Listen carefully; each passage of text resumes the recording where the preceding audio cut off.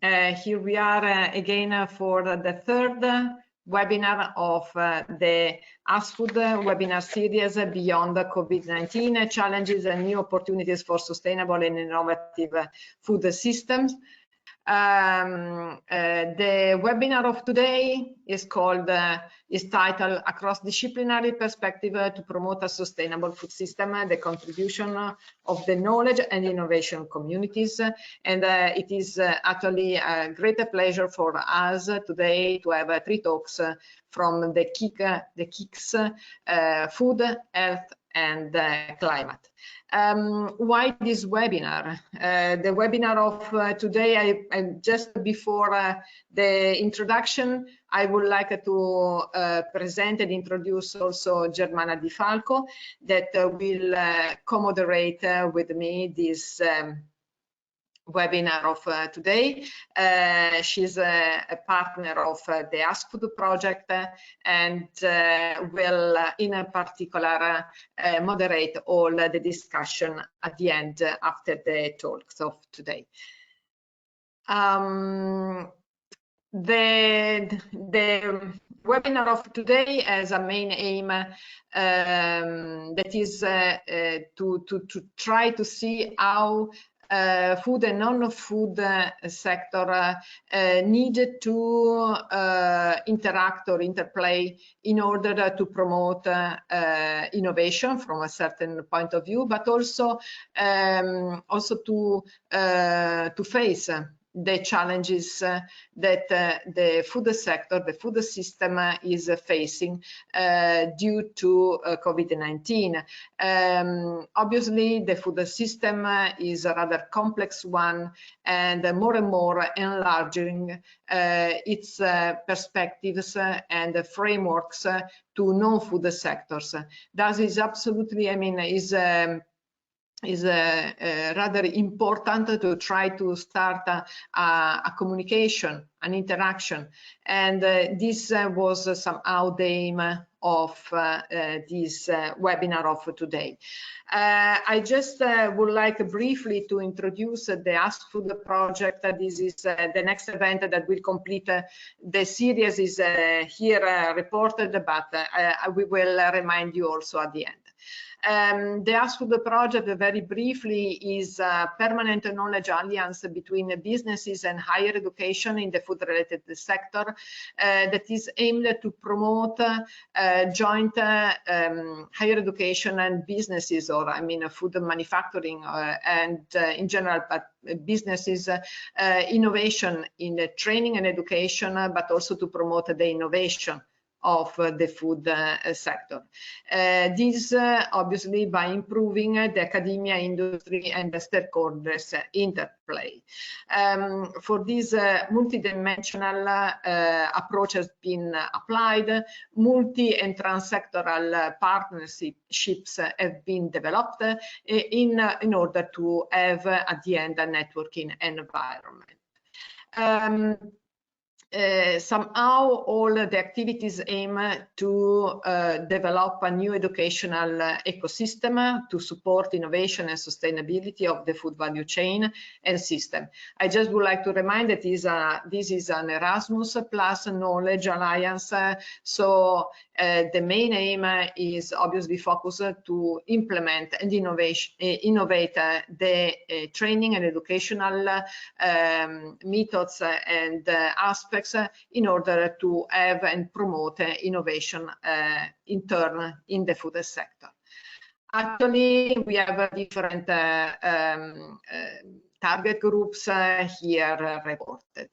Several are the products that we are developing. The project will end at the end of June, but actually we would like to already think to a future in order to exploit also most of the products that have been developed so far, like the Smart Atlas, which is a repository of best practices on innovation, taking into account also some educational aspects.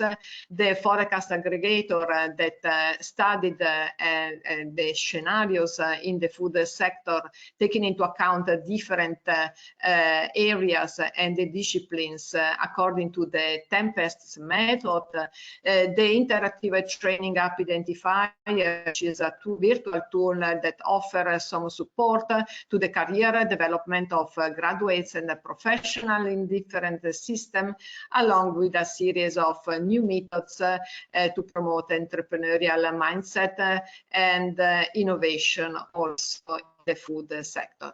The networking environment will be supported by new interfaces and new virtual platforms open to both the business area, but also the educational environment, with in particular the ASKFOOD Observatory on Education and Skills in food-related sectors that is under development. Now is the time of the webinar, so I don't want to take so much time, and so I would like to briefly move to the introduction of the first talk. Martin van der Kamp is EIT Foods Director of Education.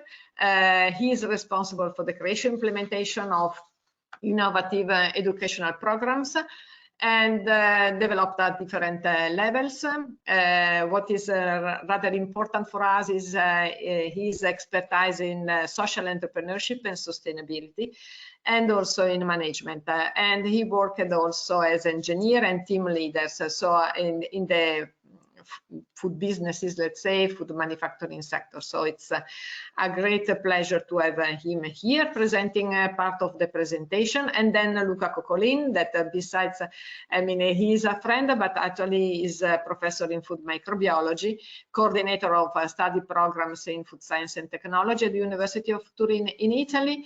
But here he is representing HEIs as a co-chair of the steering committee of Food System Master of Science of the HEIs. The presentation, so now we can start already in preparing the presenters, and the presentation, the talk they will deliver us today, this morning, is building competencies for innovators in the food system, HEIs food experiences to roll out a competency framework. Martin, the floor is yours. Thank you very much, Paula, and good morning to you all. I'm very, very pleased to talk to you here about competencies and skills. It's what we've been working on very hard, and I think you'll see a lot of commonalities and intersections with the excellent work that Paula has done with the AskFood consortium. And so what we wanted to highlight is a little bit of, well, how do we think about and particularly narrowing down the competencies that we train for in order to foster really effective innovators in the food system. So, but maybe because we're the first KIC to present, let me hold on. Can you still see my shared screen? Yes, we see it. Okay, because I now only see a very big screen with myself on it, so I just need to minimize myself a bit. There we go. Because I'm the first, we're the first KIC to present, let me talk you a little bit through what the KICs do. KICs are knowledge innovation communities by the European, the European Institute of Innovation and Technology. And so the idea is that we're innovation ecosystems with a broad range of stakeholders involved, working on the knowledge triangle. So combining innovation with entrepreneurship, but also then with education as drivers for competitiveness. But over the past good few years, there's also become a really strong impact agenda on this as well. So really solving societal challenges in different verticals. So our friends and colleagues from the other KICs all focus on a particular different key sector to try and address market failure in some way and to drive a more entrepreneurial environment. So I'm very, very pleased that we've got our colleagues from health and climate here today as well. So you'll also get a flavor that actually each of the KICs will have their own flavor, but we're in an emphasis in what we do. But we all have this shared passion of actually really making a difference in Europe there. So then for us as EAT Food, so we particularly within education, so we also do innovation and business creation and public engagement. But what I want to talk about is really our approach into education. And what we've put here is what we really want to do is work with the brightest minds all over Europe and to give them the skills and competencies to really drive impact in the food system. So we want to get entrepreneurial individuals who can really take charge, but it's not that we're just focusing on entrepreneurs. This is really about people being entrepreneurial in whatever setting they find themselves to solve societal challenges around food. So we also take a food systems approach, really from before the farm to post-consumer waste and nutrition and everything in between. So the view there is really rather broad that we need to do.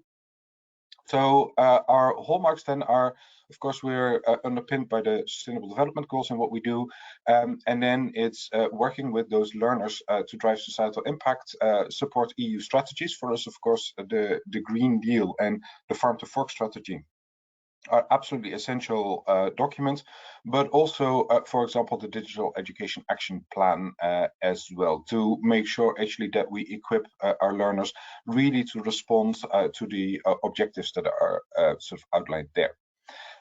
Then our main impact is not only the societal components there and to really try and generate impacts that way, but for us this high quality workforce to drive competitiveness is a key component as well for where we look for impact. And in the end, that of course needs to translate also in more better jobs and where more skilled employees can work within that context and therefore add to the economic benefits in Europe. So within that context then, what we're really building is a learning ecosystem. So what we're envisaging there is our focus is not purely on the individual learner. Our focus is also to work with organizations to help them transition to a more learning type of organization, a more entrepreneurial organization, but one geared towards impact. So a lot of our programs will work on the individual level, but we see them always fitting in within a broader organizational context.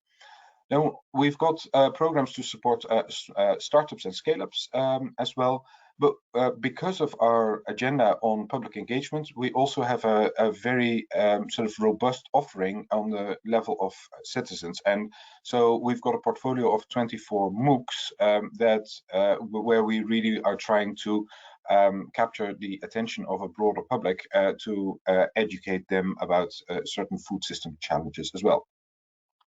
Then the final bit of this puzzle is an action that we're starting this year, and this is shared across all the KICs, and that is the capacity building initiative for higher education institutions. It's a new action that the EU has asked EIT to and the KICs to do.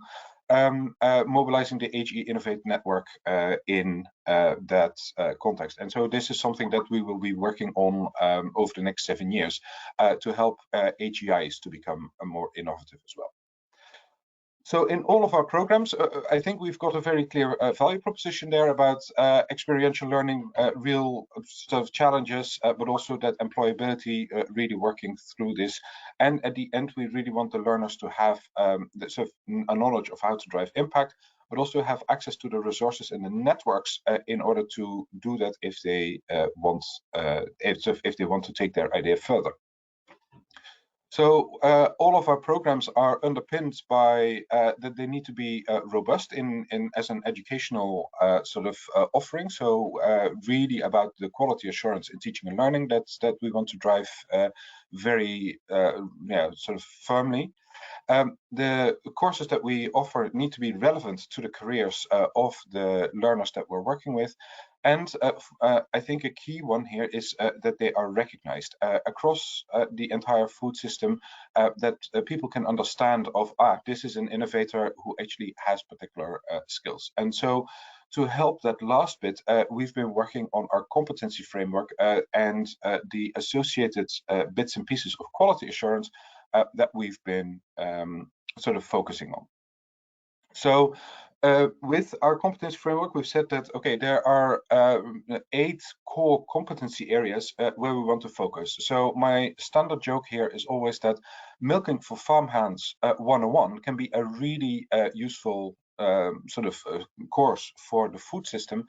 But because it is outside of the remit for innovators, it's something that we as EIT Food would not necessarily offer.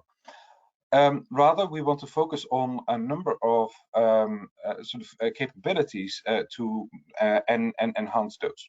So on the left hand of the screen here, you're seeing our technical capabilities. So that is food systems understanding, and really understanding the sort of sustainability challenges that come with it, but also to think in food systems approaches to think about solutions, so that we break out of this very disciplinary type of thinking, but also that we break through the chain thinking that is still very prominent in the food system. Then data management is, of course, going to be an absolute key one, with understanding how data needs to be dealt with, but also how to do that in a secure and robust way in order to connect with the possibilities that we get from various digital tools. And then finally, there are loads of technologies, sort of emerging technologies that are coming onto, sort of that are becoming available to innovators, and it's really about harnessing those. So if we think of, for example, algal biotech, it's now possible to scale up production beyond lab size, and so this is one where we really want to work then with innovators that are working around algae, to give them that information on how to do that, so that algal sort of ingredients become sort of possibilities to incorporate into larger scale innovation projects there. So we've got a range of courses there. Then on the right hand of the screen, that's where we've got our underpinning capabilities. Now, often these are called soft skills, but I really don't like that term, because that would almost imply that they're optional. But for us, they are really absolutely core to creating very effective innovators. So, of course, at the top of us, entrepreneurship is a really key one, and stands sort of special, as we see that really as the engine of creating change. Then problem-solving, critical thinking are absolutely essential in a sector that still is quite traditional in certain pockets, and so this is particularly anticipating our work in the vocational education and training space. And then in terms of influencing others, leadership and communication are, of course, key components as well for our competency framework. So this is where we've said that, okay, this is where we want to focus all of our efforts, and to then further structure this. Now, this is a very dense slide, and please don't attempt to read this. But I wanted to show you how we've thought about this in 4 levels. So one of the things that we realized very early on is that if we were to tie our competency levels to particular bands of competency that, or sort of particular levels of expertise or experience that people have, or that they've been working, say, 1 to 5 years in the sector, or 5 to 10 years, that actually we would be missing out quite a lot, because so people can start an innovator, sort of a career as an innovator at any point in time in their career. So what we thought about to divide the competency framework into 4 bands, which is really about laying the foundations, sort of making sure that people become confident practitioners, absolute mastery, which is where the strategic element comes in, and then the final bit is really about systems transformation. It's about inspiring others and to really make sure that others are empowered to sort of drive change in the food system.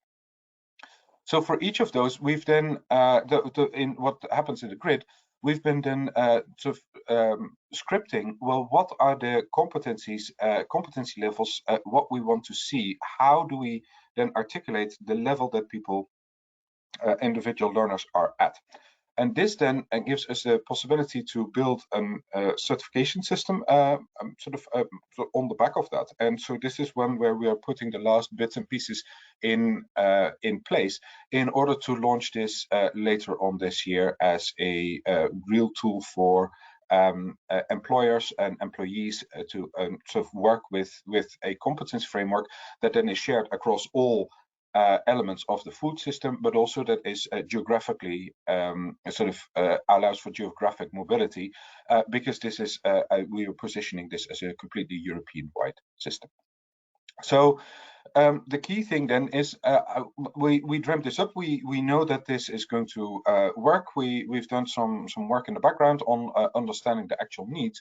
But then the question was, of course, how are we going to drive this throughout the portfolio? And so to give you an idea, typically in a year we'll run about 55 different programs in 8 sort of types of programs.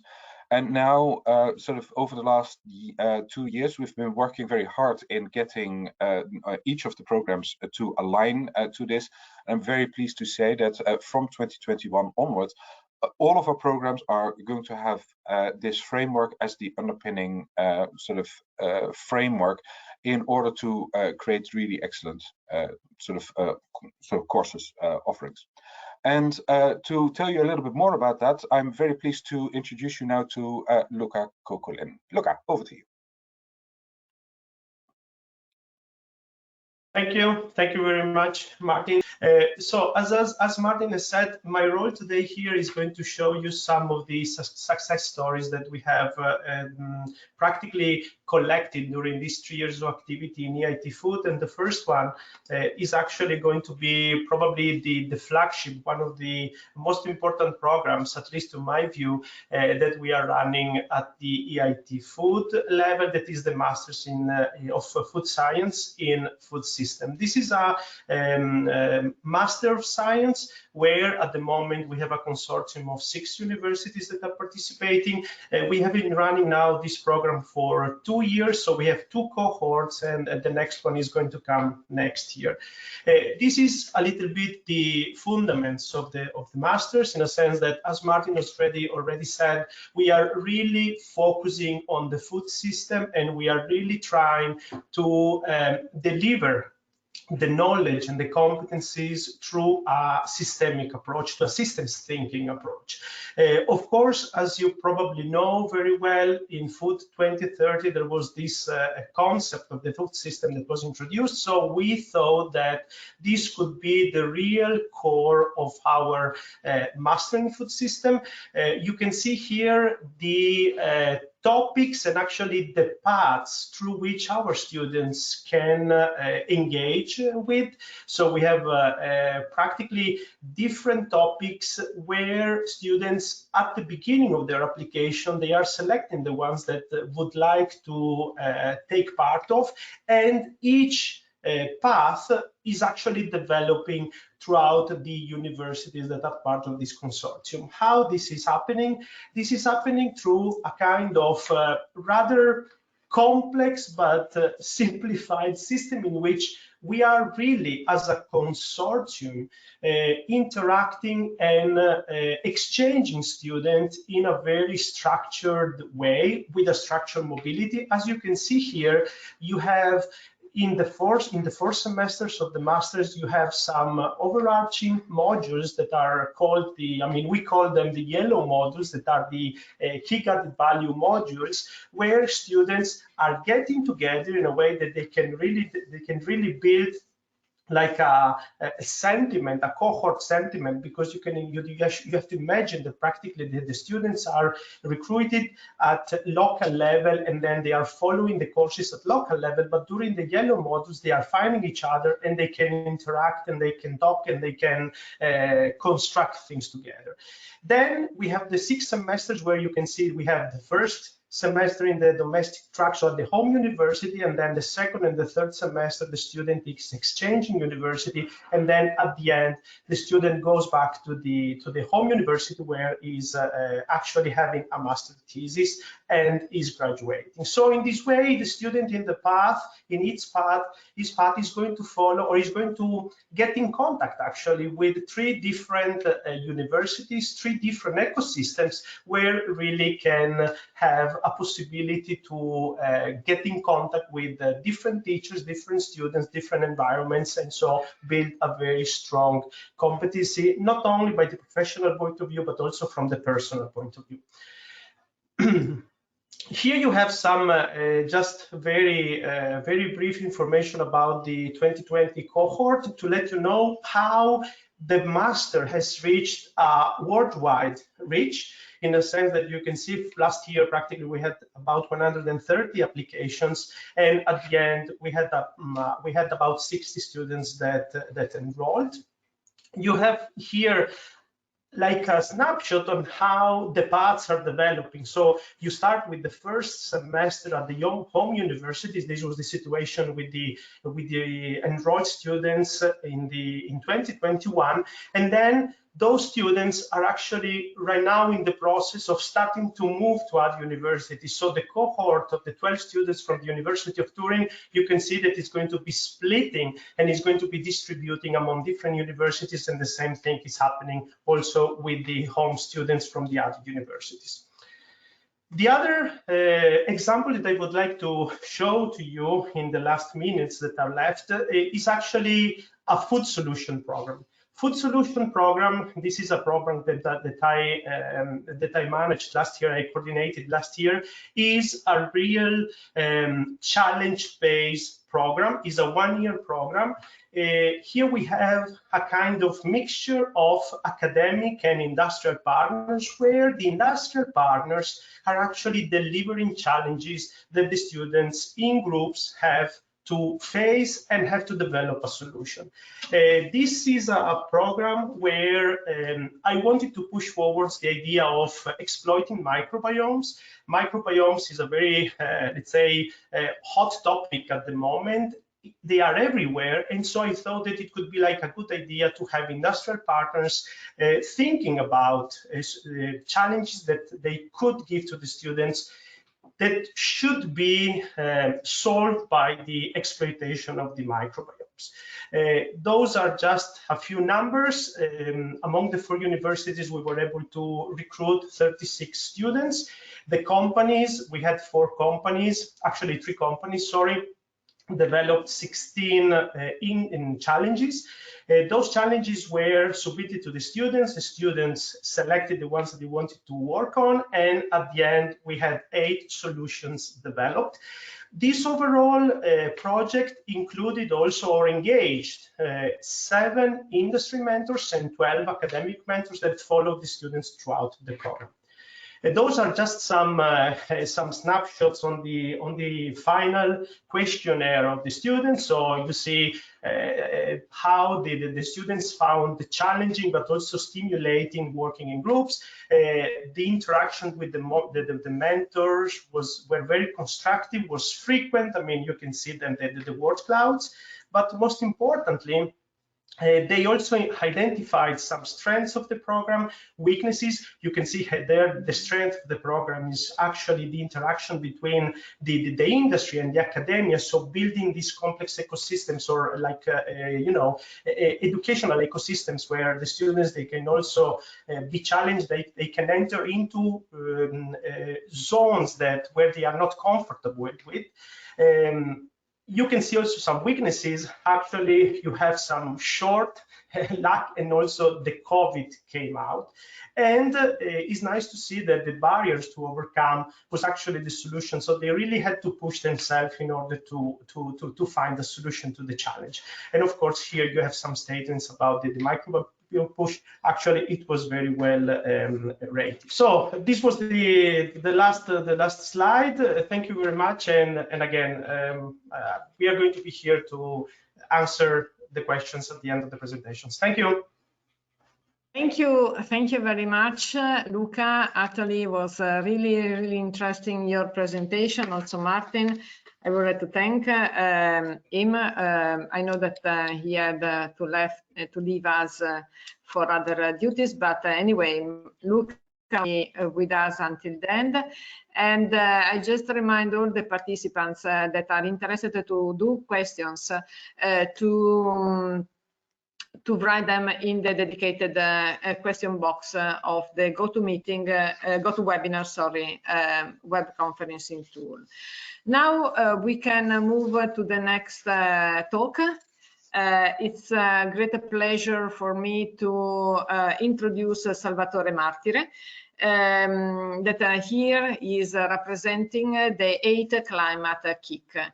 Actually, he is expert in EU policy relevant to forest management, including in particular the aspects related to climate change and energy policies.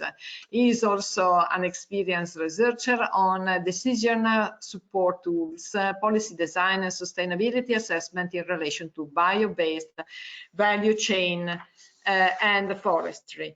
Salvatore, the floor is yours, while I give you just introduce the title of your presentation, which is Systems Innovation for Climate Action, How to Reform Food Systems. Salvatore, the floor is yours. Good morning, everybody, and thank you very much for the invitation.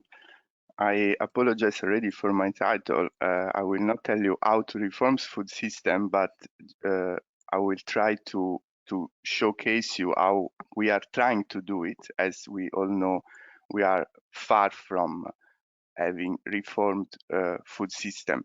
And I also want to thank my colleagues that from ASKFOOD that have already gave an overview of what are the KICs. Climate KIC is the oldest KIC, and we have quite of a wide partnership that is covering business, academia, and research, and also policymakers like regional authorities or municipalities. And in this organization, we are addressing basically climate change challenges, so with a cross-sectorial approach. And that's why we are often in cooperation with other KICs, and we are touching upon multiple sectors. Climate KIC, as any other KIC, is active on project innovation, on education activities and entrepreneurship.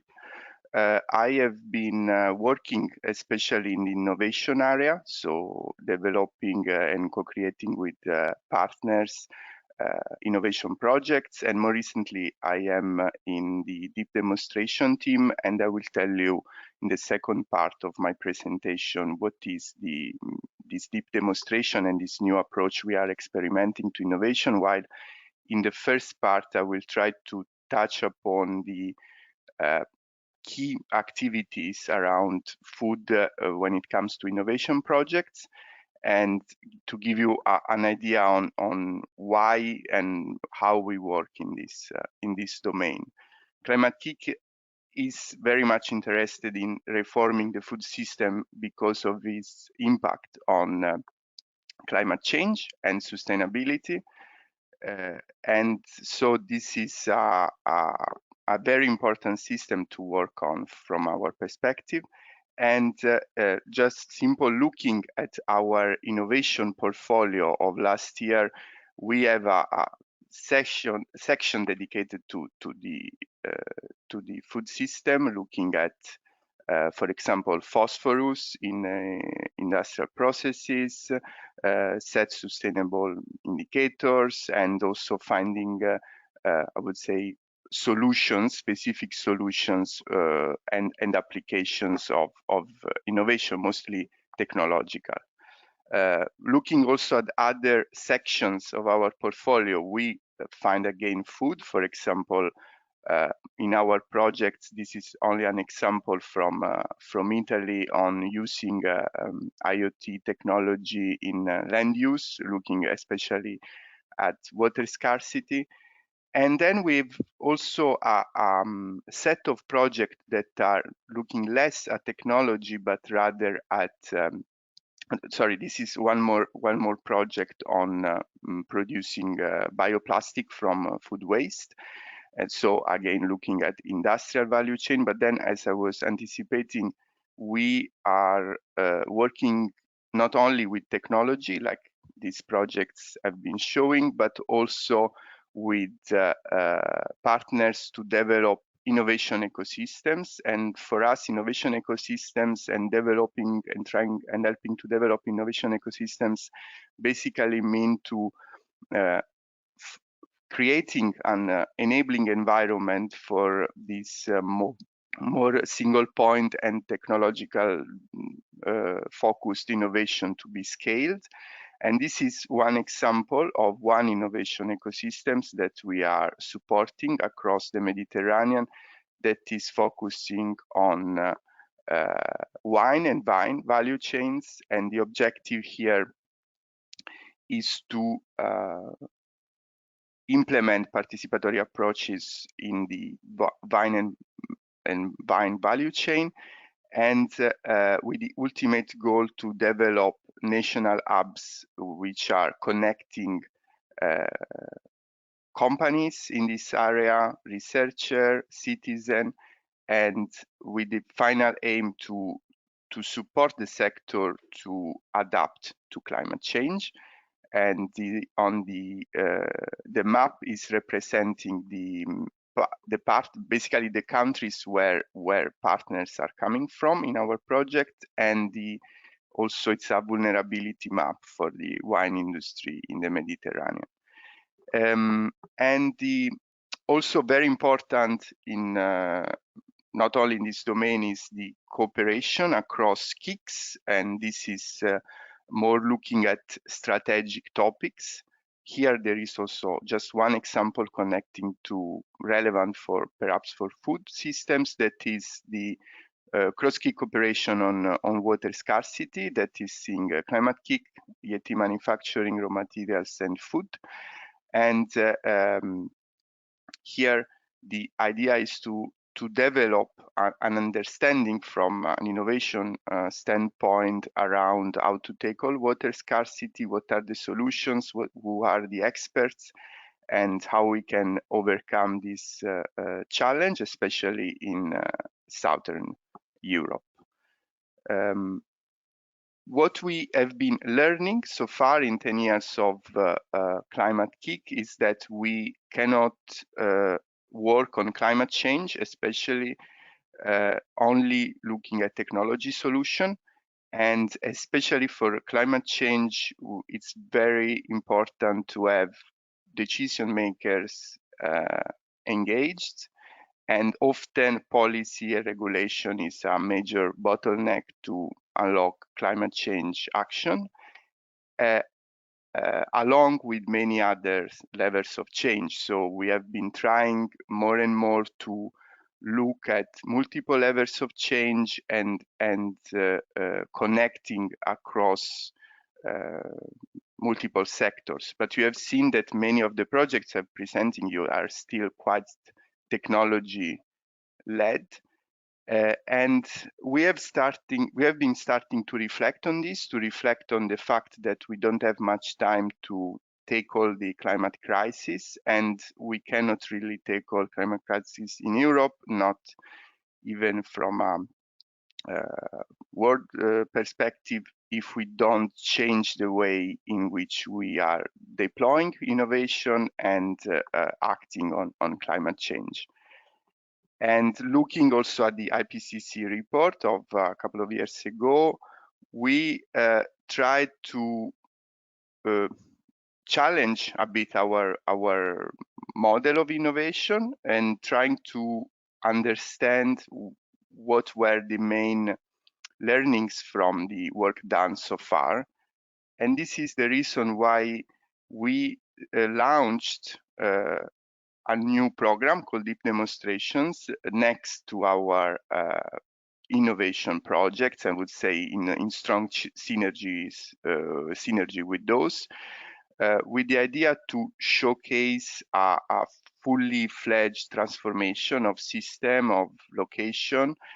And we have been working, and we are still working with, and somehow also experimenting with our partners and co-designing it, a methodology to do it, which is basically looking at, first of all, motivation from, for example, regional governments or municipalities or CEOs in transforming, and then step by step defining a roadmap for it, implementing and keeping a monitoring approach to this portfolio of innovation actions, which are, of course, including technology innovation, education action, and trying to have a sort of monitoring type of approach to understand what is working, what we are learning, and what we need to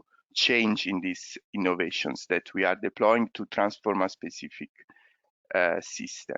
We have been working on 8 areas. I was myself particularly involved in working on resilient regions, so mainly adaptation issues and just transformation, so social cohesion and energy transition. But we have been also looking at food system. I've asked my colleagues to give me a few results of it, and this is a short screenshot of what is the deep demonstration on resilient food system and diets. Basically, the idea is to tackle food production, distribution, and consumption, and looking at policies, indicators, habits, and this first result is a cookbook for system change. And there is also other activities, especially in the Nordics, where KIC, but also HEIs are working together to address the food challenge. And very, very short here, I will just say that the idea that we have for this deep demonstration is to look at the whole value chain and trying to understand that there are challenges and there are also, I mean, it's not easy to transform the food system, and there are also strong implications on for example, job, also more aspects in relation, for example, to identity, or it's not a easy task to tackle the climate change challenge and not only sustainability challenge in the food industry and also in Europe. And the final slide that I leave you with is basically summarizing a little bit the thing we are trying to do. So we want to push really on moving from a system where we were basically promoting and pulling together many different projects into a system that is actually designed in advance and that will allow many different projects to work together, to be much more coordinated and connected, and to be much more helpful for a transformation of a whole system. And this was my last slide. I hope and of course you will find the more details and references to the various projects and activities I've been quickly showcasing to you. And thank you very much. Thank you very much for this really interesting presentation. I have to say that just as a comment to your presentation, resilience actually is based on, rely also on knowledge and science-based approaches. So research and education are rather important, and a multidisciplinary, like we are demonstrating today, is actually necessary, is a must. So thank you very much for having shared with us the experiences and the approaches of the KIC climate, and the questions at the end after the next presentation. So thank you very much, Salvatore. Let's move on to the next and the last presentation that will be given also in this case by two speakers. It's a great pleasure to welcome Lidisha Barris and Mireia Bosch. Lidisha is the Education Project Coordinator of 8 Health Spain. She holds a degree in food and nutrition and a master in nutrition communication. And throughout her career, she has evolved into project manager and entrepreneur in the non-profit education sector. And currently is still studying. But anyway, she is also passionate about driving positive and change in health. Mireia Bosch is a registered dietitian and nutritionist, and actually she works as innovation developer at the Biomarkers and Nutritional Food Metabolomics Research Group at the University of Barcelona. And the talk they will deliver us today is titled 8F and Enjoy, Innovating the Joy of Eating for Healthy Aging. Lidisha and then Mireia, the video, the floor is yours now. First of all, hello everyone, and thank you to the AskFood team for inviting myself and Mireia to participate in this seminar. We're glad to be here. And the plan for the presentation today really is to start with myself. I'm going to give you a very brief introduction to EIT Health, and then I'm going to continue on with some tangible examples of programs related to food and nutrition. And the feature there will be the INJOY program, which will be presented by Mireia. So I'll only be a few minutes, and then I'll pass the stage on to Mireia. So thank you to my colleagues from EIT Food who really gave that overview of the KICs, the knowledge innovation communities, and I'll just give you a brief overview here. But EIT Health was actually a KIC that was established in 2015, and the real focus or the core of the mission was to answer Europe's biggest health challenges. And the way that we set about doing that is by this approach, which I believe Martin also commented on, which is called the knowledge triangle. And the concept of the knowledge triangle is really finding synergies between these three different areas that you see in the diagram. So research or innovation, business creation, and education, all in synergy to drive change forward. And so, Lisa, sorry to interrupt you. Could you please minimize the panel because we see it in front of the graph? oh, Yeah, yes, great. Now it's okay. it's okay. Thank you for telling me. Thank you.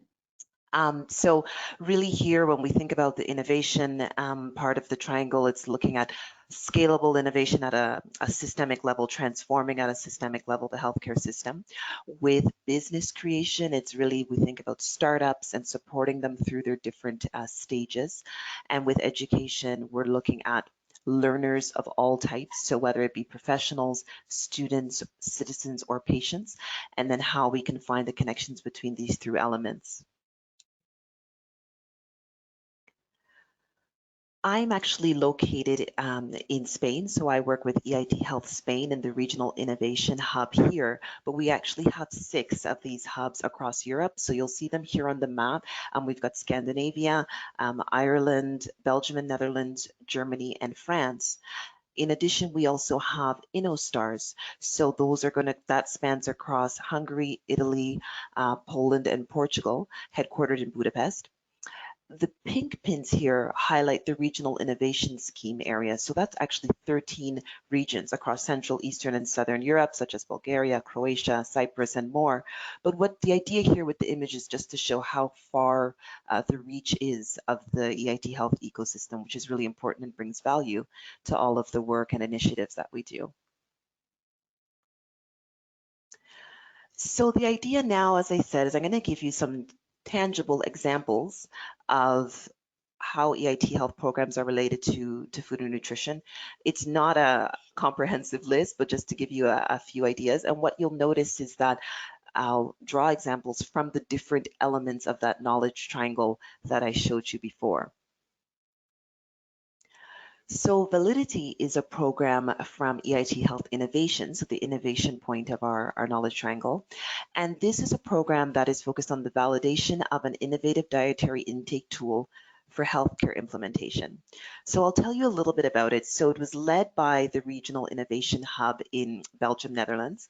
And the idea is that they use deep learning and computer vision for dietary assessment and nutritional behavior change, focused on a particular clinical population, which was renal transplant recipients and donors.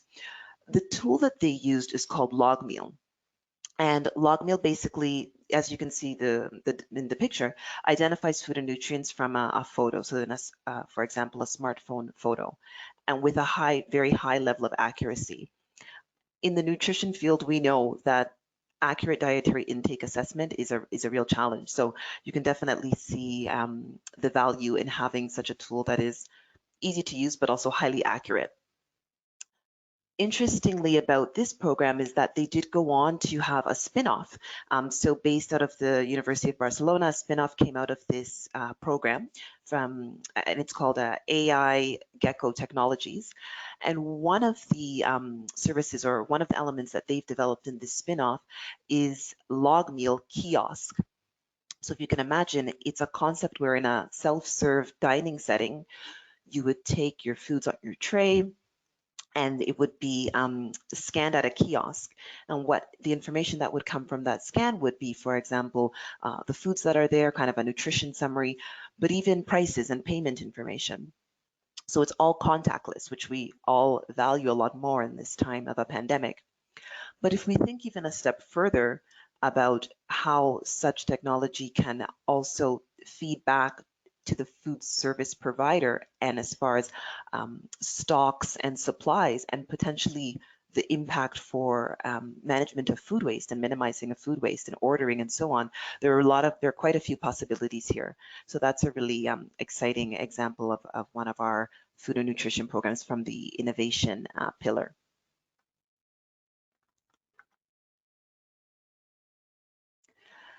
An example coming from the business creation pillar is a startup called Good Gut. So they're a biotech startup focused on enhancing digestive health. And the innovation that they've developed is a non-invasive, affordable test for colorectal cancer called RAID-CRC. And specifically, what the challenge they're solving in this space is reducing colonoscopies by almost 30%, and with a really high rate of sensitivity for this test. So all with the aim of supporting diagnosis and treatment of digestive conditions. This startup is gaining a lot of traction. Most recently in 2020, They were Catapult finalists. So Catapult is a highly competitive program in our business creation pillar. And it's really focused on supporting startups and boosting the development of startups and connecting them with international advisors and investors. And so to reach the final stage in this type of contest is really demonstrates the nature and quality of what they're doing. So this is definitely a startup worth following in this space. And the last example that I'll briefly highlight is one of a cross-KIC. So a cross-KIC is when two or more knowledge innovation communities work together to collaborate, synergize, and carry forth projects together. And EIT Food and EIT Health have a cross-KIC collaboration called Food for Health. And the overall concept is about bringing innovations for healthy eating to the market. And there are two example projects here. One of them is called Stop Medicine. This one is focused on consumer behavior change, really partnering with consumers to develop strategies for healthy lifestyles and food habits. And the second, muscle cancer, is more clinical focus. So looking at nutrition interventions specifically for patients who suffer from muscle loss during cancer treatment, which is a concern for many in that situation. So it's really focused on that. This is just kind of an example of when two KICs work together within the food and nutrition space, some of the projects that can come out of that. So I'll end there and just thank you for your attention for this brief overview.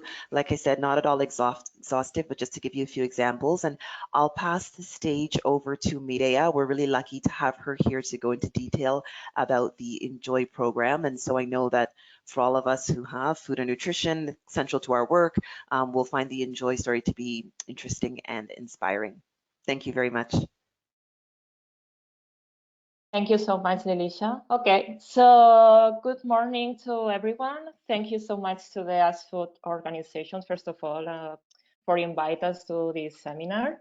My name is Mireia, and as well you said, and I am here in representation also of Professor Cristina Andres La Cueva, that is the director of the Biomarkers and Nutritional and Food Metabolomics Research Group in the University of Barcelona. So, sorry. Now I'm going to explain you a little bit more about INJOY. INJOY is an education AT health pillar program. And INJOY is the acronym of Innovating the Joy of Eating for Healthy Aging, and is a full 10-day full online course to push your food and healthy aging business idea. But first, I would like to present a little bit more the key of the question and why this program. We are living longer, but are we living better? Data says no. Let me put this example of Spain, one of the world countries with large life expectancy. While the life expectancy is approximately 26 years at the age of 60, the years with healthy life expectancy, it's only 19. This is a huge difference, and this is an European tendency, so health is crucial to how we experience older age. So there are demographic change in Europe are revealing a shift towards older population. We are living longer, yes, but we don't live better. And in the next years, Europe will be an old continent with a wide demographic pyramid, with lower birth and with a large amount of older people. So now we have to tackle this challenge in the economic way, in the health way, and also in a nutritional way. That this is. So according to the United Nations, this is the decade of healthy aging. So we have the opportunity to change that tendency and to get older better. So I am dietitian nutritionist, we are food researchers, so we have to tackle the dietary challenges that are presented with aging. But we have risk of sarcopenia, osteoporosis, socioeconomic constraints, lower gastrointestinal function, visual impairment, etc. But with the COVID-19 lockdown, a new pandemic has come, the silent pandemic, I like to say it. Isolation, loneliness, and depression that led to malnutrition. So what strategies and innovations can be implemented to promote healthy aging and close the gap between life expectancy and healthy life years? So that's why, thanks to the support of IT Health and the partners from Abbott, Nestlé, and University of Reading, we create in 2018 INJOY. INJOY, as I said, is a 10-day online guidance to push a healthy aging business idea. INJOY is an interdisciplinary collaboration merging the sectors of food nutrition, technology, nutrition science, public health, business, and economics and gerontology to empower innovators and entrepreneurs of the future. With this program, we search to translate the science to business. That's why we pair a lot of different master classes in science and business creation. But also, INJOY students are mainly scientists, but everyone is welcome to join this program. Sometimes the best ideas of food businesses come from people that don't have any scientific background. And then I will show you an examples. So, but we as academia have the responsibility to put the knowledge and to accompany these entrepreneurs too. So INJOY 2020, the last edition, speakers came from a large number of institutions, corporations, and also startups. And this was part of the success of the program, the transversal skills and the richness of our speakers and the program. More than 30 speakers from across Europe in 2020 edition were top scientists of nutrition, like José Manuel Ordovás, but also scientists that came from aging industrial design, like Lu Yuan, that came from Eindhoven University, but also in behavioral change. In parallel, we had case studies from industries and scale-up, but also an important model of innovation and business experts, and impaired by key opinion leaders in Europe. We had panel sessions with entrepreneurs, with Barcelona-based entrepreneurs, but that are expanding among Europe, like Dinek Kuxma, that is participating in a project in ASKFOOD, with her project Natural Machines. We had Bernat from Eura Foods. Eura is like the non-chicken. It's from soja-based protein, and it's really, really tasty. And Decrypt, insect protein. So the day program was really transversal, and we had also 17 AT Health Alumni Network mentors that contributed to help our students in personalized mentorship with their businesses, not only master classes, also the personalized mentorship. So INJOY concluded with a pitch with more than 30 ideas developed that came from 45 students across the world. The winners had a monetary prize to get along with their idea, but for example, Esquinolas, a vegan gummy rich in vitamin 12 and made from the skin of the fruits, is currently supported by Start UV, that is the project's incubators of the University of Barcelona. We had an active and large community of health innovators during these days. We were really happy, and more than 100 participants from across the world. But Barcelona, we are helping Barcelona. I'm a passionate of Barcelona entrepreneurial ecosystem. Barcelona is a vibrant innovation ecosystem. If you don't know Barcelona, I really invite you to know a little bit better by visiting us when the COVID passes away. But Barcelona has more than 1,500 startups. And its particularity is that, a part of the sun on the beach that it helped, obviously, is that you can go by wall to the 90% main centers of technology, research, and business incubators in Catalonia. Finally, we are biomarkers and nutritional and food metabolomics research group. We are a research group of the Faculty of Pharmacy of the University of Barcelona. Cristina Andrés is a group leader. We are researchers, but we are really passionate of valorization of innovation and also in food research, obviously. So Cristina and I are the INJOY coordinators of this program, and also you can follow us on Instagram and also on Twitter.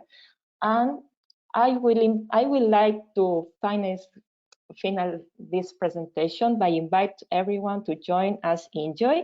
So please, you can send me an email to the email direction injoy/80health@ub.edu, or visit our website nutrimetabolomics.com/INJOY2020.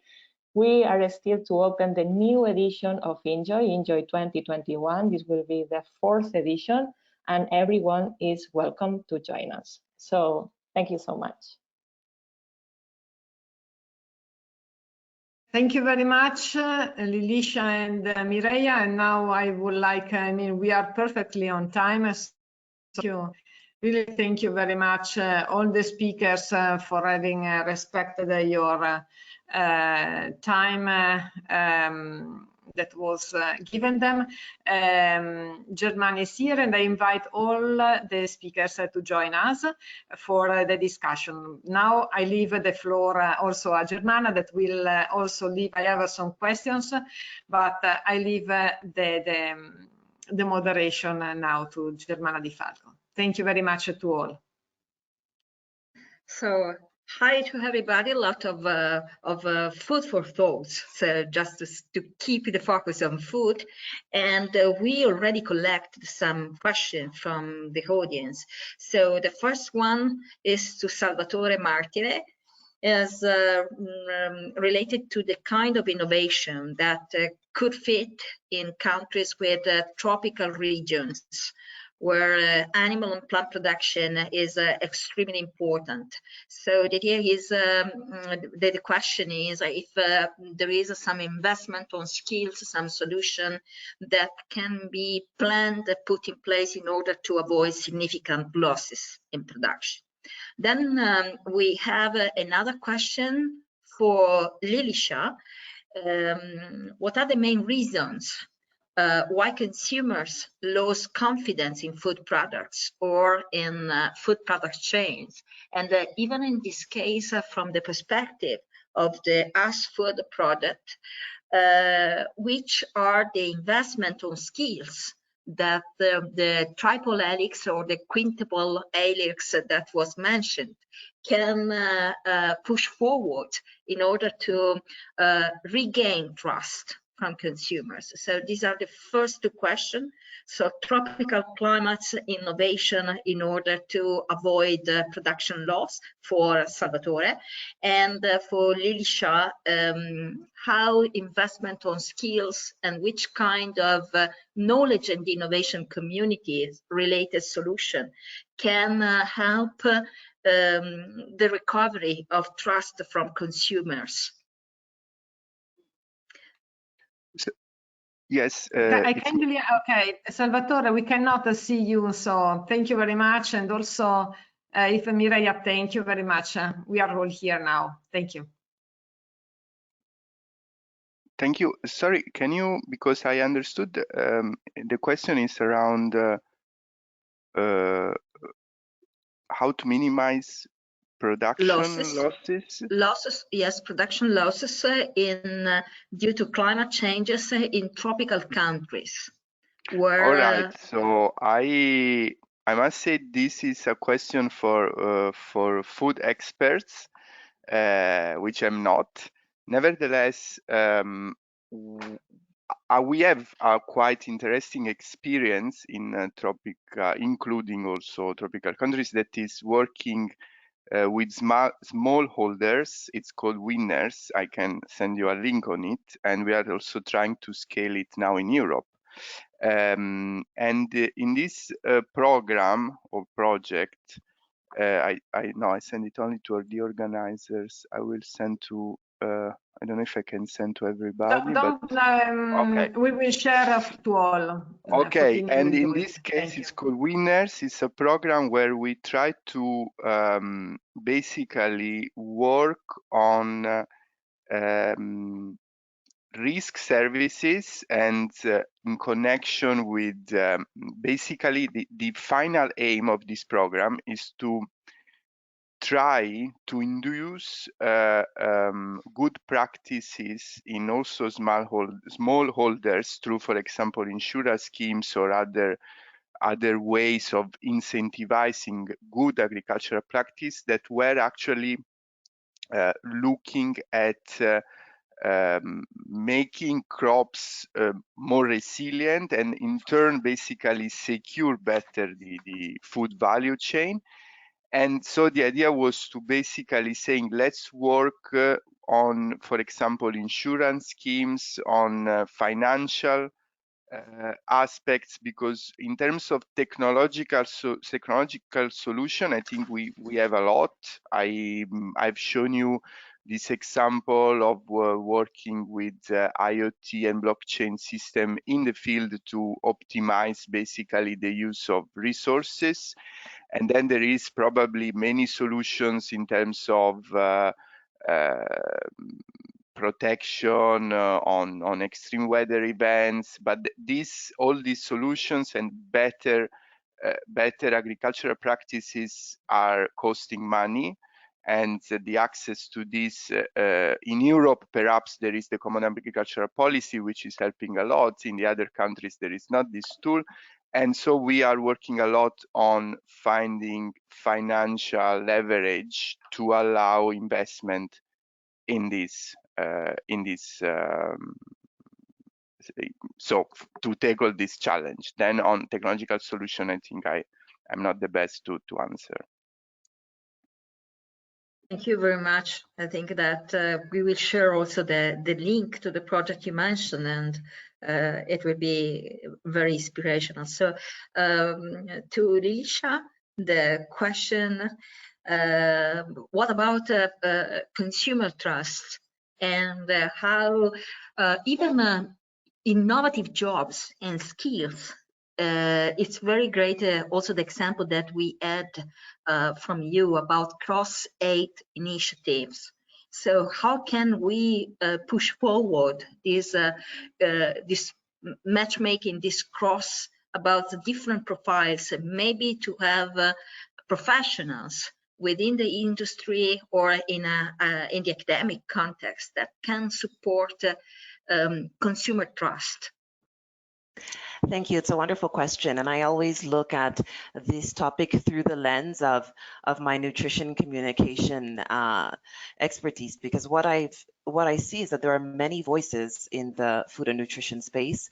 And we as experts, or those who are really working in the field, need to have the methods to communicate our message, and that it's a science-based, rigorous message to the people we want to reach. And it's a very crowded space. So sometimes people, I believe in my experience, they lose confidence because they feel like they're getting one piece of information, then a contradictory piece of information, and it leads to a lot of mistrust. I find that I worked on a project several years ago outside of EIT Health, but really focused on connecting the agricultural areas of a town to the more urban areas of a town, and trying to build these links because they weren't there. People didn't have an idea really of where the food was coming from, who the producers were. So I feel like this kind of transparency also supports growing this type of trust.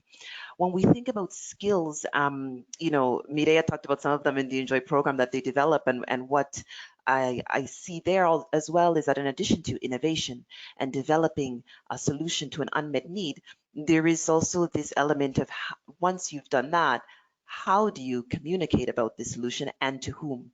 Who do you need on your left and right side to bring it forward and to the population that it really needs to reach? So that point of collaboration. My experience as far as cross-KICs or cross collaborations with the innovation communities is really within this Food for Health project. So I've had some contact with that, and I think that EIT KICs really do create that space to bring these, as you said, kind of academics together, maybe innovators, and creating those spaces for people who might otherwise not have had contact to work together and be able to find the synergies. Thank you. And now a question to Mireia. So I think that there is each of you that will be engaged in this debate. So we appreciated a lot the presentation of the incubator from the university, and it's always nice to see how many ideas related to innovation can be raised when you ask the proper question and you support the innovation process. But there is still a missing link, a weak link, more than a missing link, that is also one of the main core aim of the 8 KICs overall, and is related to the entrepreneurial discovery process. So in your experience, which are the most weak aspects when the matter is to transform brilliant ideas, brilliant solution in startups or real industry applied solution. So to help the enterprises, the businesses from the food value chains to strengthen their role in the European value chains and global value chains. So how can we move forward to have all these ideas supporting the competitiveness of the EU food sector and of the EU food-related industries? From your side, from your experience, what can be improved? Thank you so much, Germana. This is a really interesting question, and it blows my mind because I am now in the University of Barcelona, but I had to co-found several startups in food technology. I think the key is agility. It's become agile with the methodology and with the translation of this science, of this idea, because I say that many food entrepreneurs, or this example of Lynette, of Eurafoods and Bicrit, they are not food scientists, but they have business that they rule. But they were agile to translate these ideas. They had the risk. They had programs to support them, public funds to support them. That is super necessary, that the regional governments, the European governments put funds to create this project, as AD Health has in their innovation programs, to help these in entrepreneurs to push their ideas. And sometimes the students that have maybe a good idea are afraid because they don't know how this idea will become feasible. And in the universities, we have to detect these students and help them in maybe these programs and accompany them. We had 45 students. These are a little amount of students, and we had personalized the mentorship, and they helped them with the incubators of the Start UV. The Start UV incubator is new from the last year. So it's a new initiative of the University of Barcelona to translate this necessity. But I think that become agile could help you to compete with industry.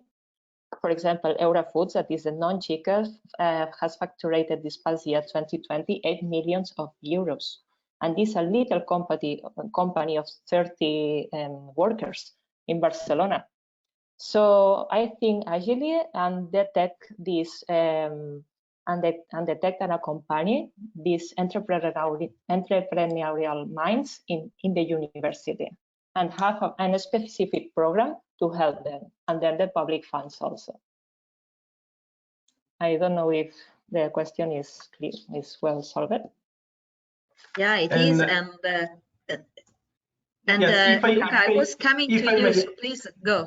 If I may add, because this is a very important question, and this is an important issue that, especially in the food sector, we are actually addressing in the last years, because it is true that, as Martin has said at the very beginning, probably food and producing food is rather a traditional sector where, you know, we are very bound to traditions, to what our grandparents were doing, and there are a lot of barriers that are in place also towards the technology application. So as Salvatore was saying, there are a lot of solutions by the technological point of view, but still at primary level, we have big issues in applying them in order to solve challenges.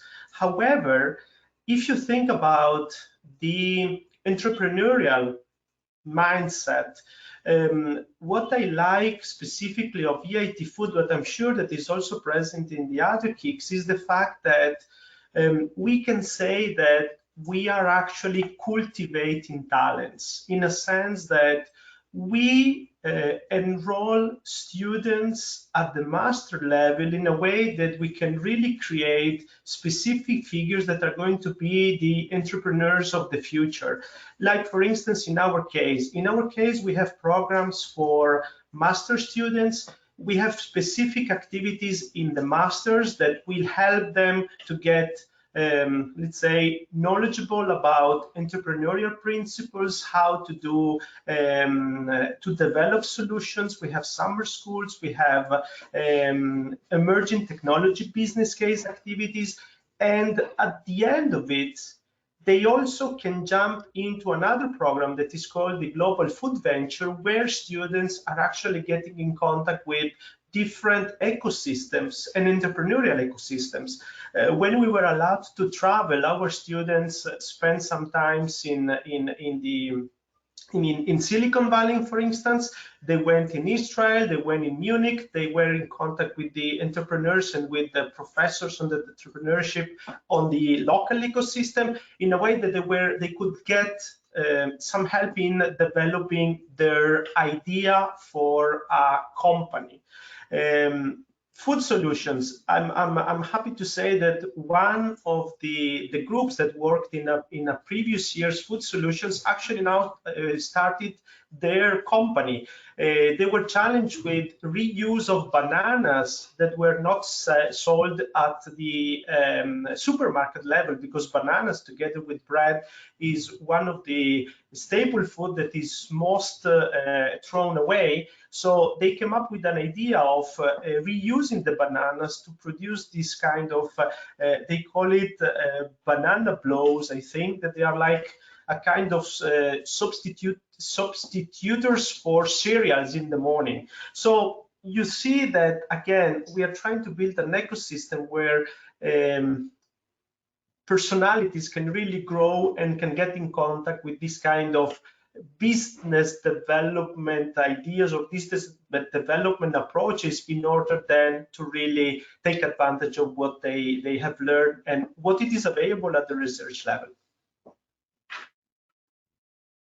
Yeah, we agree. So I think that cultivating talents is one key. And you know that also in the HEIs Knowledge Alliance, we try to invest in the reverse incubator, just as an opportunity to faster, to fasten and the most the connection within brilliant young minds and real company problems, where the incubation process is a byproduct of this dialogue. So at the end, the students are able to create their own startups, but also because they enter in immediate connection with the companies and agriculture and farmers.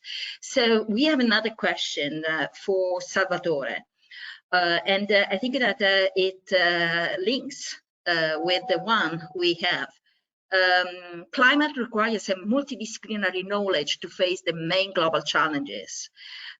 And we have to cultivate talents. So any initiative to transfer this need to the higher education at large scale? This is the question for you, Salvatore. And I anticipate also another question we received for Licia. It is possible to implement healthy diet programs that can be enjoyed on very small budget. So Salvatore first, how can we engage higher education at large scale on climate issues? And then Licia, please. So in Climate KIC, we, as the other KICs, have also are engaged on education programs. I was just thinking, so we have master label and the other programs that are engaging academia and school. I was just thinking it may be interesting here to add on top of what the other colleagues said that an initiative that has been successful throughout the year in Climate-KIC was is the Climathon, that is this 24 hackathon that we do yearly in locations, various locations, to basically support the developing of ideas and solutions to tackle challenges related to climate change in specific locations. And normally, I mean, we try to connect then these ideas to our accelerator when possible, or to understand if there is maturity enough to go to the accelerator. But then the Climathon is an engagement tool, is a way to talk with larger pieces of society.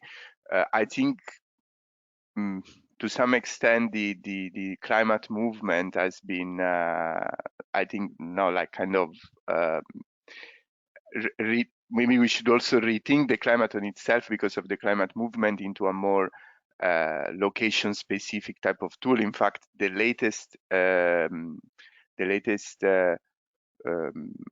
Climathon, which at least the one to which I participated, were always very much looking at specific local challenges, and we started to have a also young Climathon program, which is looking at younger generation, and definitely this cultivating talent and also trying to reach out to students is having also an immediate effect on the parents, because I would say the idea, while we of course are looking at future generations, it's not that we are the focus or the emphasis is at the current system, and as the time window is very short, so we cannot really wait future generations to act on climate change. But the future generations may help to convince the current generation, in some cases. So, and then this engagement, I mean, this cross multidisciplinary, it's coming very strongly also on our project. I was just thinking, I was like, now we are in the reporting period, so we are looking at all was produced in 2020, and for example, a project which is very technological focused on industry and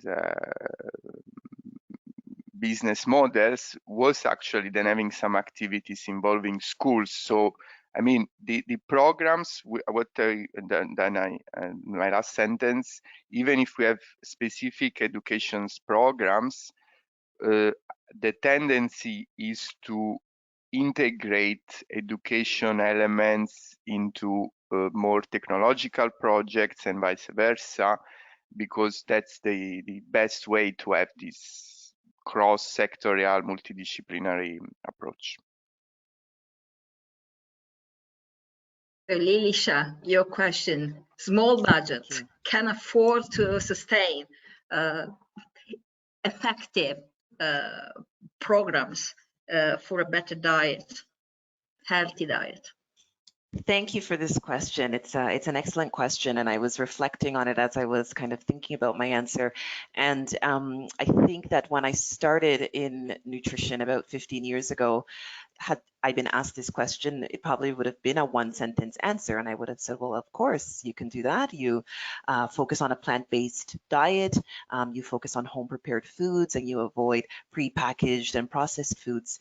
But, you know, my thinking and learning and training has evolved, and really when I look at this question, I think about food security and food justice and how that plays into this idea of a small budget and what's affordable as far as what we can eat and access for nutritional choices, nutritious choices. And so I think that it really it's hard to give a direct answer because it fits into the context of other expenses related to living wages and healthy lifestyles and affordable housing, and it's really part of a larger system of health, I believe. And so, you know, I don't have an economic background, but I think that it's a little, my thinking 15 years ago was oversimplified in that sentence of just changing some foods for others. It really is part of a system of an affordable, healthy lifestyle. So I hope that answers it.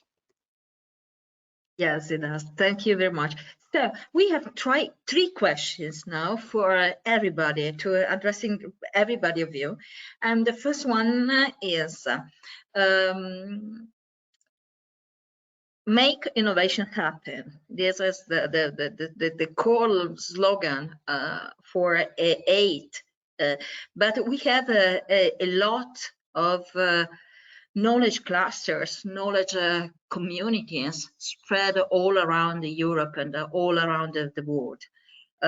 Just to mention the agricultural knowledge and the innovation system that are funded through the ERDF. And they receive a lot of money, but too often they stay limited at a very local and small scale, and are not so effective in transferring innovation to farmers or to food producers. And somehow one direction could be just strengthen the linkages with more organized networks like the KICs are. And so the first question is, which are the strategies to use the KIC as a hub that can connect a lot of other nodes, each of them are smaller networks, which can be the most effective solution to have resilient and easy to manage spokes that connect the hub with nodes. And the second question is about the outreach strategies. So how can we reach the final and not specialized public, the general public, the citizens, the commuters, the consumers? How can we reach the community with the outcomes of KICs, which are the solution that you are currently putting in place? And the last question is,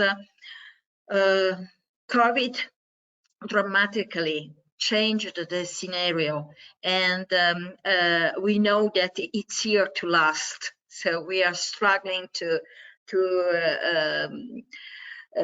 fight in the best way the virus, but Corona is opening a sort of Pandora pot.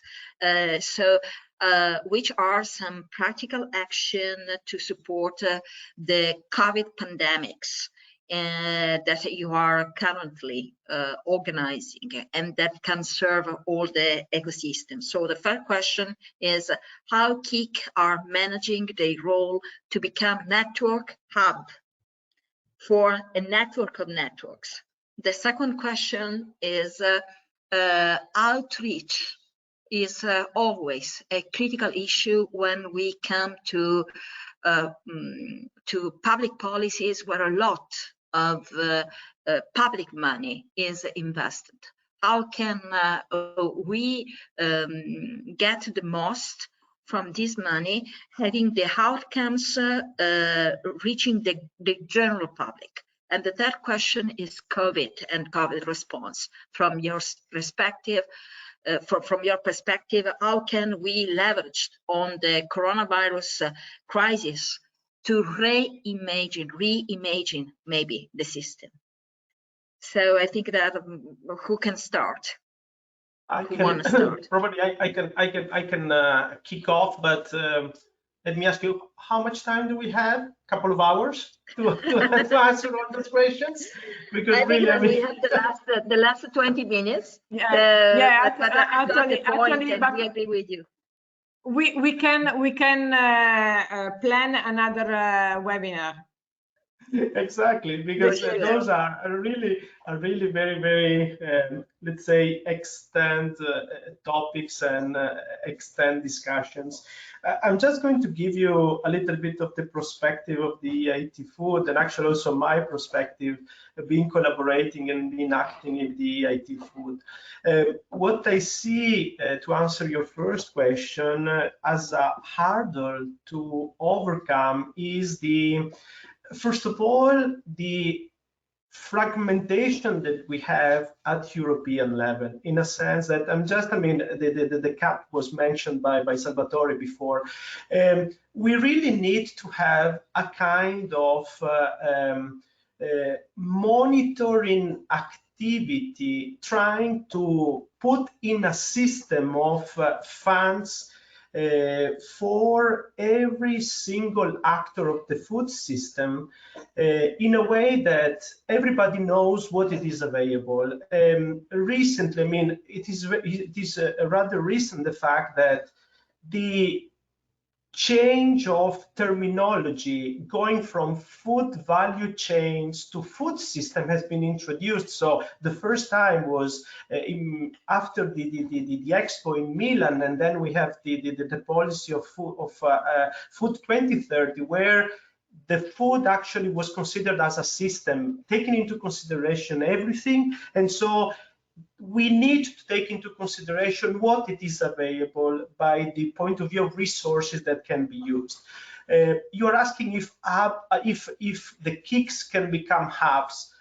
I'm sure that the colleagues that are with me here now in the teleconference, they know already how complex by the management point of view KICs are. So is rather complicated to think that KICs can become hubs. KICs can become entities in which the collaboration and the communication can really be leveraged in order to connect the actors that will make a difference. We, for instance, are active in the risk regions. In all the seminar and the webinar today, we didn't talk at all about risk regions. That are the regions where we have very low investment in research and development. Those are regions in the Eastern Europe, but also in Spain and in Italy, in Greece, for instance, Turkey, are all regions with a very low investment rate in research and innovation. We are, as the other KICs, I'm sure, we have specific hubs on place, on spot, that they are helping to try to push for research and investment. This is the role of the KIC, I would say. And in order to help that process of trying to send the message, and you talked about consumers, well, we have specific educational programs. Martin mentioned the MOOCs, the massive online open courses. This year we have reached, I think, more than 50,000 people that register to our MOOCs. And when I'm talking about MOOCs, consider that we have very, very broad topics that have been considered in order to facilitate the normal citizen, the consumer, to get close to concepts like, for instance, trust. We know that consumers have lost trust in food and in food companies and how food is produced. And so we are trying somehow to deliver messages in a very simple way to be sure that consumers get the right information that will help them in regain trust for the food and for the food system in general. And just to get very fast to your last point about the COVID, let's not forget that the food companies were one of the compartments that never stopped during the pandemic. They had to be always present because, of course, they had to produce, they had to transform, they had to distribute food. And so this was really a big challenge for the food companies. However, in my personal opinion, they really performed extremely well because we never had shortage of foods in our supermarkets. We never had shortage of foods in any kind of distribution point. So what it has been done by the food companies in order to address the pandemics and the emergency, because COVID is one of the emergencies that we are facing now. Unfortunately, we don't know if something else is going to come across. However, this is, to me, in the very bad scenario, in the very bad experience that we had and we are having with COVID, I think that this is a very good example on how the food sector was really able to respond to that and really helped our life to continue to go on in a kind of new normal. So this is a little bit my contribution. Thank you. We all are looking for maybe a next normal, not just a new normal, but I agree with you and thank you for your contribution. Any other suggestion from your side about the three questions? I would just like to add, thank you, Luca. I was taking notes while you were talking about the KICs. I think that was great because that's not necessarily the level that I have influence in or direction in, but that was, I think, really an excellent answer. The question about the, this outreach question to the general public, along the lines of my other answers, and this focus of the communication piece, I think is so important, as I mentioned previously. And I think that we are in the field of communication and the field of sciences. We need to do a better job of finding the places where we can connect to really get those messages and information into the hands of the people that need them in a way that is meaningful to them. And I don't know, and I know that we're making advances there, but I think that there can be more. I attended a seminar last week by the Barcelona Tech City. And there was a speaker who said that masterclass, I don't know if you're familiar with this website where you learn, you log in, and you have almost like a tutorial from an expert. And he said, masterclass is the Netflix of learning. And I thought, well, if people are looking at an application for learning and with the same enjoyment, anticipation, desire to be involved in it as Netflix, that is a way of communicating a message that is really reaching people. So I think that we need to find whatever our version of that is so that we're really getting the information to people in a meaningful way that they engage with and interact with. I think that I'll only add for the last question about COVID and expanding a little bit on what Luca commented on, is that I do think that there is an opportunity in the sense that the concept of resilience of the food system is now in conversations, I think, amongst people who maybe before it wasn't really on their radar, this concept. I mean, when we're in the field, it's something that we're immersed in, but that's not the case for everybody. But this idea of food system resilience is more central now. I've seen, even comments from colleagues and so on who are not really in the field. So I think that perhaps it's a moment to leverage that to show some of the initiatives that we do work on and the initiatives that we are doing to an audience that maybe wasn't especially receptive to it or interested in it before. So I'll leave it at that. Great suggestion with the suggestion about the Netflix of learning or training. And just regarding to this, we had a text sent by Mathieu von Cotton that underlines that there are many programs, excellent programs in food design and innovation management. For example, the one existing that has existed for 4 years by a group of Belgian University, Liège. But even regarding to this, we are trying on a very small scale in the ASKFOOD project to serve as an aggregator of open education and open training opportunities available for free. So it's not yet, at least, a Netflix of training and education, but I think that that was the inspiration we moved from. And Salvatore, Mireia, any feedback, any answer from your side? It's a very wide question and discussion, very interesting. So I try to say something that is a bit building on everything I was said. From a climate change or climate crisis standpoint, what we need to achieve is mainly political buy-in, and so the question is there, and looking in my, that's more a personal view, on the vulnerable areas and population. Not really.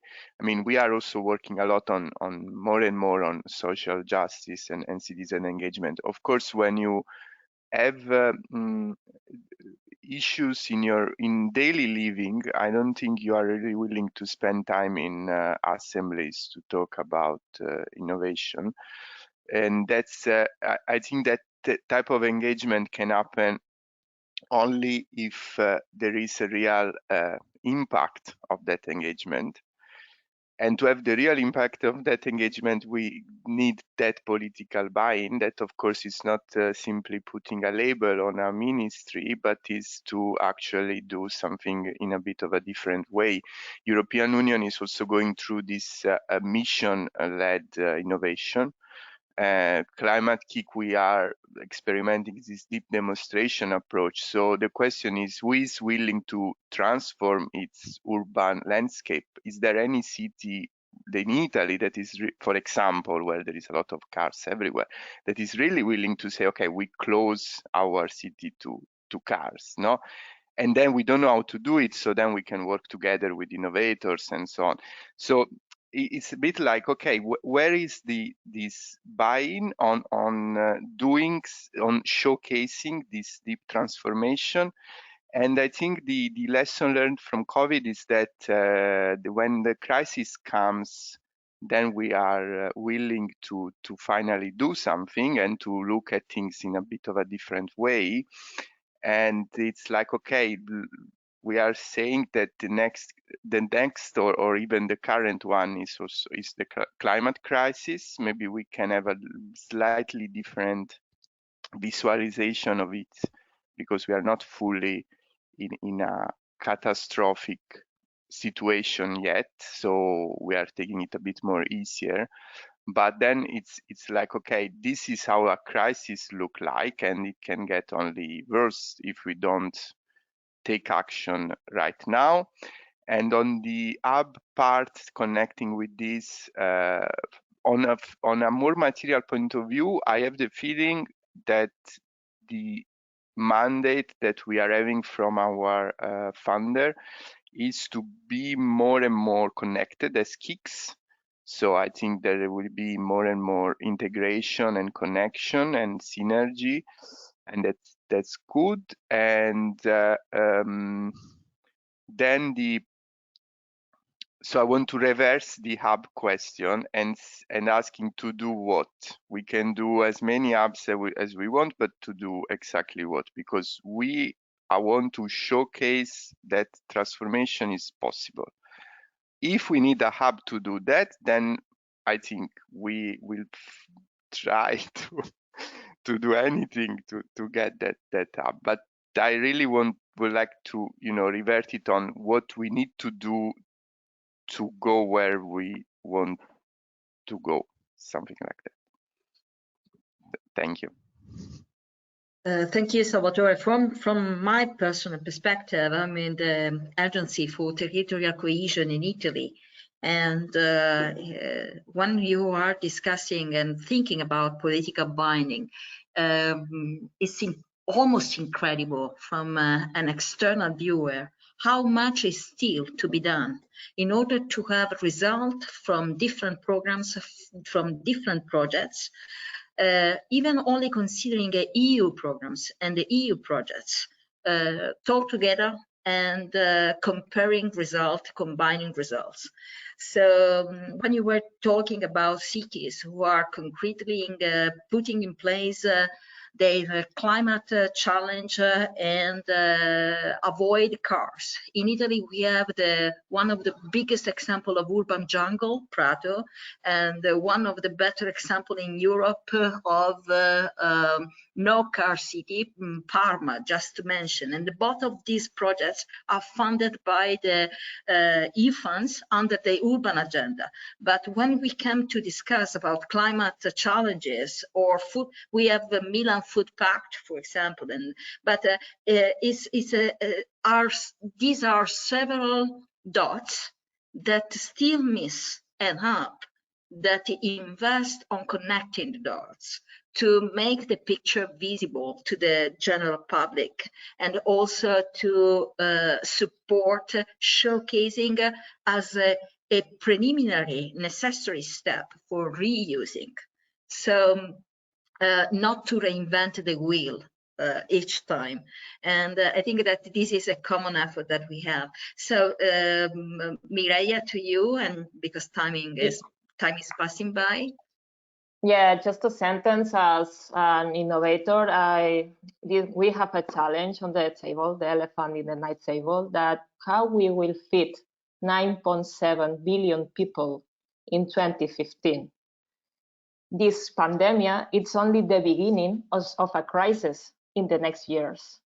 And the food system has to be resilient.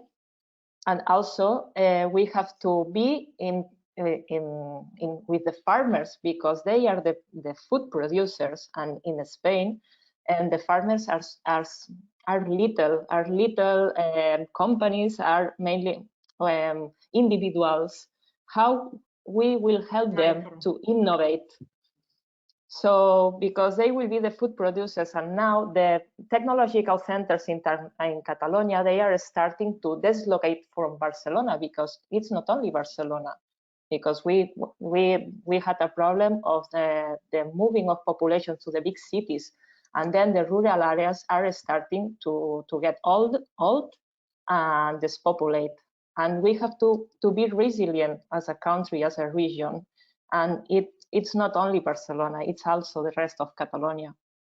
So I think the people have to be involved and maybe help them to behavioral change as a nutritionist, to consume more plants-based foods, maybe more legumes, maybe more vegetables, to not only feed people better. So this is the main sentence. And my sentence, and that's it. Just a reflection. So thank you very much to you all, and I leave to Paola the final remarks. Yes, thank you very much, Germana. I mean, we had a very, very interesting discussion session, and I thank all the speakers of this morning, Luca, Salvatore, Mireia, and Lelicia, but also Martens, that had to leave us due to other commitment. I think that we during this morning in this webinar we could reach somehow our targets. Our idea was to put together and to develop somehow an environment, a networking environment where different KICs in this case were discussing, sharing best practices, approaches to favor, to boost and leverage innovation while thinking also to sustainability, but also the more hot topics or hot issues like COVID-19. And I really thank the three KICs here represented to have shared their approaches, their methodologies, their plans and projects for the future, in order also to promote a high quality education and training for, let's say, a better, more resilient and sustainable food system. So I think that that's all from my side. I thank again all the speakers. I would like to thank our back office, in this case Fotini, from Iseki Food Association, that has also sponsored this webinar by sharing the web conferencing tool, but also Federica Strillo from the ASKFOOD project that is helping us in managing all the registration and so on. As mentioned already, we will, for who is interested, obviously we can send the certificates, and we will make available the registration of this webinar for who is interested also to watch it again, or to share also with the colleagues, friends, and or students that could not attend this morning. If there is any other question you would like to address to the speakers, please send us emails and we will forward them to the speakers. That's all from my side. I think that is the time is over as planned. So thank again to all, and see you to the fourth seminar that is planned to occur on the 16th March and will be focused on open science. Thank you very much, and see you soon. Thank you. Bye-bye. Thank you. Bye. Thank you. Bye-bye. Bye to all. Bye.